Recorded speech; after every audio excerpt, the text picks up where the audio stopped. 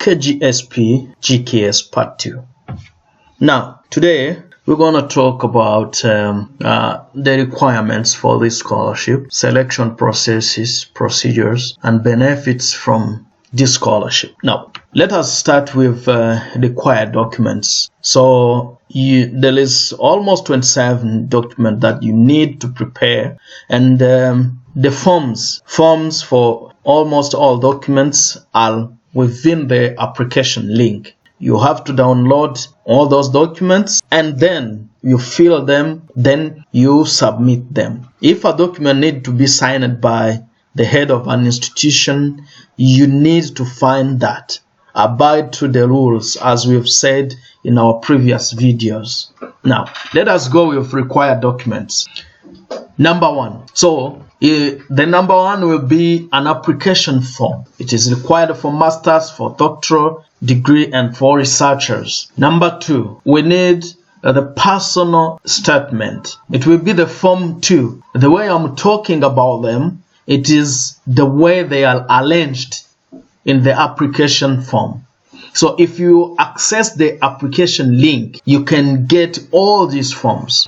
Application form, personal statement, statement of purpose, research proposal, 2 letters of recommendation, university's official letter of invitation, Kgsp applicant agreement, personal medical assessment, certificate of bachelor's degree or bachelor's or diploma, bachelor's degree transcript, certificate of master's degree or master's degree diploma, master's degree transcript, certificate of doctoral degree or doctoral diploma, doctoral degree transcript, certificate of employment, applicant's proof of citizenship document, applicant's parents' proof of citizenship document, proof of overseas Korean document, proof of Korean citizenship renunciation document, proof of Korean adoptee document, Korean language teaching professionals, certificate of employment, certificate of teaching career, certificate of valid topic score, certificate of valid English proficiency test, published papers, research papers, and etc., awards and other certificates, applicant's passport copy, and comprehensive medical examination result. And this last one will be submitted on the second round for successful candidates. So, on the right hand, I've put in all the documents among these 27 that are needed for masters, for doctoral degree, and for research. Because all these documents are specific to a program. So you need to check well. You can stop this video and check each document and the corresponding degree program. Now, what can we say again is that all applicants must be, all the applications, all documents must be written in Korean or English. If you do not write them in English or in Korean, they will be directly rejected. But if it arrives that some documents are written in other languages, you need to attach a translation of those documents in Korean or in English. Okay? So, and that translation need to be authenticated by issuing institution or notarized by a notary public. All application documents must be presented in their original form. If an applicant has to submit photocopied documents, applicant must have the photocopies notarized, apostilled, or received consular confirmation and submit those certificate documents. Note 2. For the applicants who are certain that they will not be able to get the academic document they wished in the future, we strongly recommend them to submit notarized, apostilled, or consular confirmed academic documents in RIE of original documents. If an applicant fails to submit official degree certificate or diploma and final academic transcript by August 31st or does not fulfill the grade requirement, the scholarship will be forfeited. The applicants of Korean language teaching professionals must include a recommendation letter written by the chairman of the employed institution. Documents required for applicant of Korean language teachings are certificate of employment and other certificate that must hold a degree in Korean related major such as Korean language, Korean studies, and so on. Recommendation letters from academic bosses or something else, some people who knows them and others. Now, allow me to move very quickly to selection procedures. I normally see many people asking different questions related to selection procedures. So you need to know each step and when it will be completed. Please take attention on this step because it is very necessary for everyone. Some people like to ask questions. Oh, have you been selected? Or when will be the interview? Or is there a message from embassy or from university? Please take care of this. Selection procedures. So we are going to depart from two tracks. Some people have submitted their documents through embassy or through university track. Now, as you can see on top, there is first round of selection at the embassy track after submission. The same, there will be a first round of selection at university track. Step 2, there will be recommendation for candidate from embassies, of course. The same for university track, there will be recommendation for candidates. And all the recommended candidates will be sent to NIED. After NIED receiving all those recommended candidates, there will be second round of selection. That second round of selection will be at all the track. Here I mean embassy track candidates and university track candidates. For the university track candidates, after this selection, there will be announcement of the scholars that have passed through the process, the one who have been accepted. But for embassy track, those who have been passed through the second round of the embassy selection, they will be sent through the third round of selection. This third round, the embassy take all the documents and send them to respective universities where candidates or applicants want to study. And this third round, the universities will select the candidates or will reject some. That's why for the embassy track, there will be 3 rounds of selection. But for university, we have 2 rounds of selection. After this third round of selection, those who have applied through the embassy also will be announced. Now, let us see selection timelines. Announcement of applicant guidelines will be always in mid-February. Announcement of first round selection, either embassy or university, also will be in mid-February. Then, when the application submission is done, either embassy or university submission, this depends on the embassy and depends on the university. You need always to check with the embassy and the university. Maybe at this time, do not prompt it to send different emails to embassy or universities. Please, as an applicant, you need to send general email and few emails. Imagine someone who is in charge of selection receiving emails of all the 155 countries, and imagine how many students within that country is sending those emails. So it is not easy to manage. So you have to wait. Then the first round of selection. This also will depend on the university and and the embassy. Always you need to check with each embassy or university regarding selection date. Now, first round of successful candidate, embassy, university, sending the document to NIIED.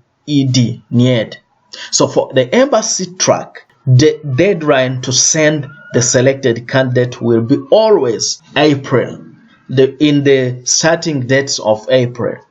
For university track, always it will be at the end of April.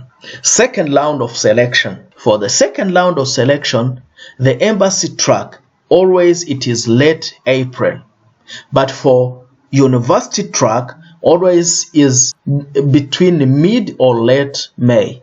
Always you can check on Study in Korea, www.studyinkorea.go.ki.kr. You go to scholarship, go to Kgsp, then see the notice board. Always they post those there. Now, announcement of second round of successful candidate means from NIIED to embassy or university, as we've said before. The embassy track will be always early May. For university track, it will always be late May. Now, submission of medical checkup results, it means second round for successful candidate. The deadline will always be the starting date or mid-June. Take care of this date, please. For the third round of selection, always it will be early May or late May. Early or, in fact, you can consider the whole month of May. So the announcement of third round successful candidates means university to NIED successful candidate will be announced by Friday, May 28th. Then when the notification will be given to applicants, in fact mean notifying applicants' choice of university. This will be done by June, the starting dates of June. Now, the next step will be the announcement of the scholar, those who have succeeded. This will always be made in mid-June, always mid-June, starting or mid-June. Now, after this, all the selected scholars will be sent an invitation, and this invitation will be sent by late June. After this invitation, you have the electorate to apply for Korean visa. This Korean visa is applied in June. Within that, as soon as you get the invitation, you have the electorate to apply for visa. Then, after that, in Korea, they will purchase your flight ticket, but you need to show that you've got the visa, of course. And this is done in July. After this, you need to fly to Korea. The entry to Korea will be mid or late August. Then the orientation will be soon after you arrive in Korea, and you're supposed to be in Korea late August. In fact, in August you need to be in Korea because you will start the semester in September. Always the semester start in the first days of September. In fact, we used to call this winter semester. So take care of this selection timeline and selection procedures. You have to read and take care of this. Do not send a lot of emails. First, read and understand each step and when it is supposed to be completed. So I've talked about all these kind of things. Now allow me to go directly to deadline of application submission. The application deadline is set by each embassy or university. All applicants must check the deadline of application submission by contacting their relevant embassy or desired university directory. Please refer to the following contact information that I will give you down here. But also, if you can go to the link I've put in bio in the comment, you can find the appendix C. The Appendix C has all university information. So you need to contact or to see that appendix and check for each university the deadline of it. Okay? Now, university and field of study choice. Let us start by embassy track. The applicants must choose 3 different desired universities and available fields of study. If the field of study is not highlighted at that university, do not choose it. Do not say that my fellow student, my friend have been there doing this course, I have to put it there, yet the university did not highlight it in the call. Please do not do that. Applicant that pass the second round of selection will go through university admission in the third round of selection. I've said this. Number 2, university track applicant. Applicants must choose a major and 1 desired university among 6-7 universities. We've talked about this. For the list of universities and fields of study that are available to apply, please refer to the call. Always refer to the call. Let me talk a little bit about application screening and evaluation. Applications will be reviewed by each rounds of selection committee, because always they set a committee that do or look through that applications. Each selection committee will consider various factors, but the most important will be academic transcript to know your grade you've got in your previous studies, the personal statement of purpose, your purpose of studying, the letters of recommendation, but also certificates of language proficiency, either Korean or English. With this, I wish to go directly to scholarship information. The period of scholarship for doctoral degree, for master's degree, and for research program. The doctoral program is 4 years. Within those 4 years, you have 1 year of Korean language program and 3 years of regular degree program. For master's degree program, it is 3 years, 1 year of Korean language program and 2 years of degree program. For research program, most of the time it is 6 months. I think with this we have some very, very important note that I want you to know.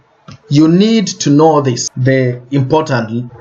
The scholarship period for the degree is 2 years for masters, but doctoral is 3 years. The period can change during the Korean language program, but if you do not pass, you will study, you will take the exam until you pass it. So with this, you can stop the video and read through all this, and you can check with the link in bio to read more. Let us see now the benefits. This will be the last point.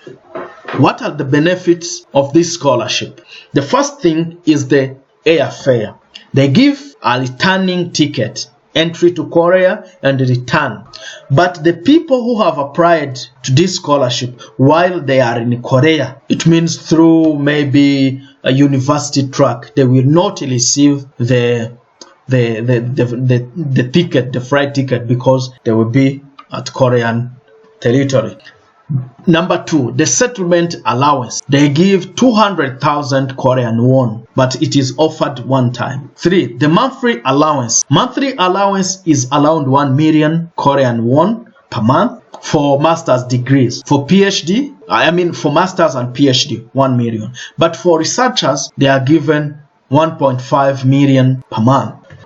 Now, let us see research allowances. For liberal arts and social sciences, is 210,000 per semester. For natural sciences and engineering majors, it is 240,000 per semester. Number 5, the Korean language training is fully covered. You don't pay anything.